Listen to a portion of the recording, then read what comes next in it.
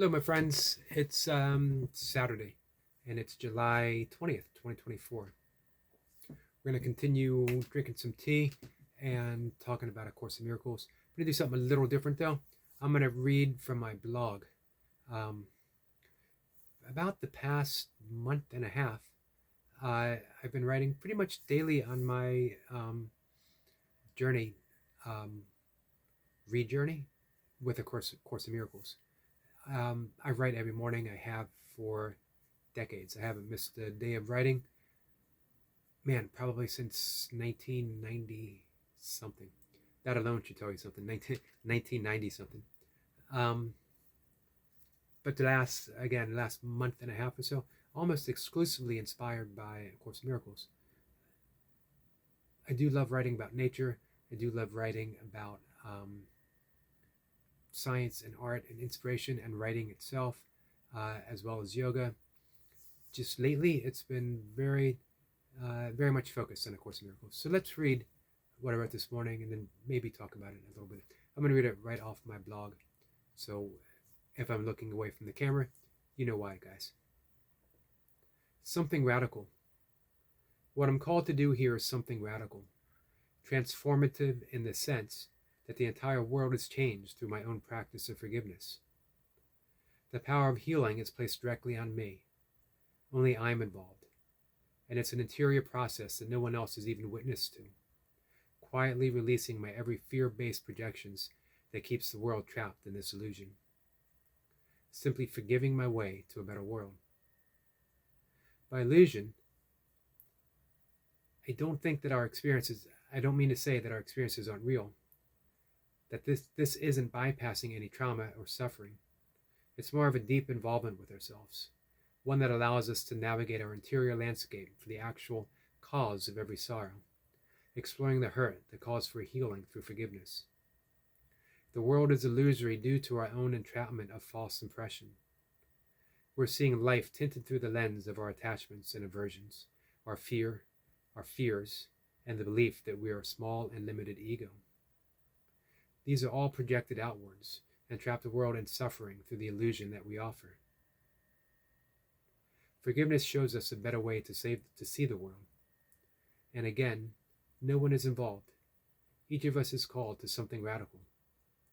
We forgive our projections, continuously so, until we heal ourselves and then the world. So, this touches on a few things. One, it touches on the 5 kleshas, the five afflictions, excuse me, guys, of the mind that are discussed in yoga psychology. As well, it talks about shaping the world through our projections, that we are literally creating the world through our projections. And it's not a pleasant world. There is lots of sorrow, there's lots of suffering, there is lots of fear. And a lot of people will say, well, that's life.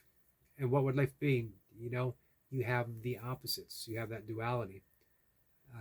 You wouldn't know comfort if you didn't have the opposite. You wouldn't know wealth if you didn't have poor. I don't know if that's true or not.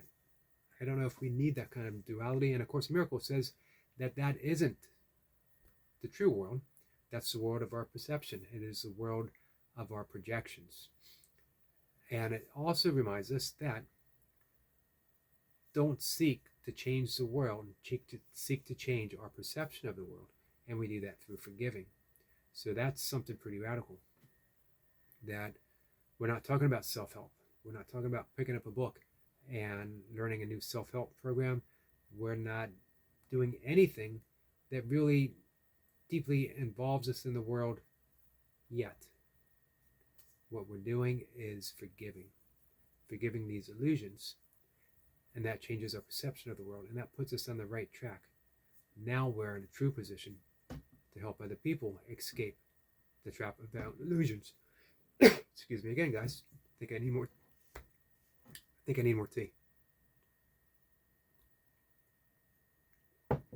Sorry about that.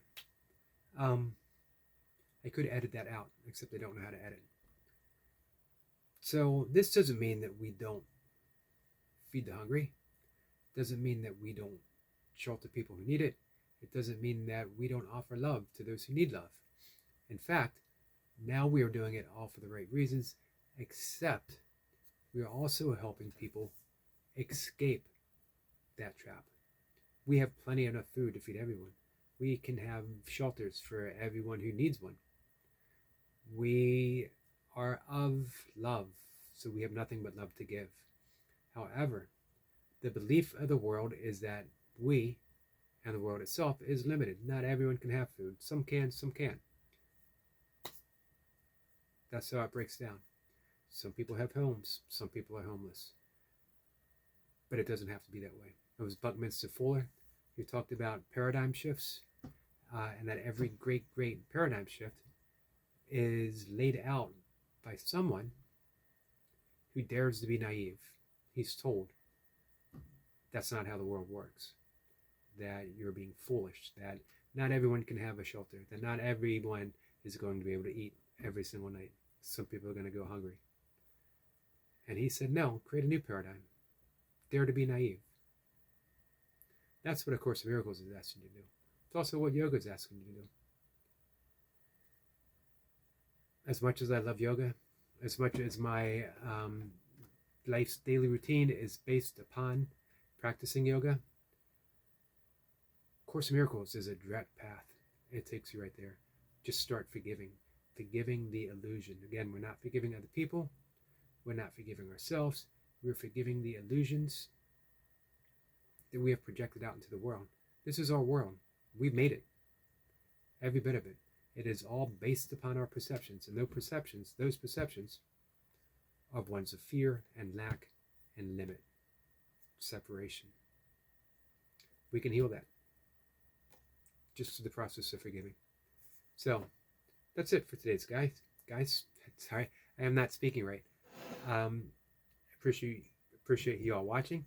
If you don't mind, if you like it, hit the like button. Share the video. It would be very much appreciated. Thanks, guys.